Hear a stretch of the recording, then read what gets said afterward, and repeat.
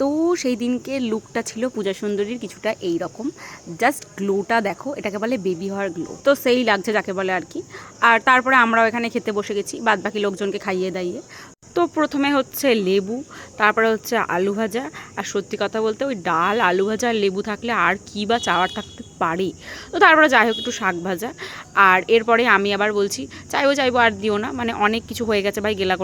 গিলেকুটে এসেই আমরা রেস্ট নেবো কি একদম চিকলাবুড়োর কাছে। আর সবথেকে বড় কথা, যে যাকে ভয় পায় সে তার কোলে গিয়ে বসেছে। মানে প্রিয়া চিকুকে এত ভয় পায়, তারপরেও চিকু প্রিয়ার কোলে গিয়ে বসেছে। ভাই মানেটা কি? তো তারপরে এখানে উনি তো আদর খাওয়ার মাস্টার, তো সেটা এখানে হচ্ছিলেন, চুপটি করে বসেছিলেন।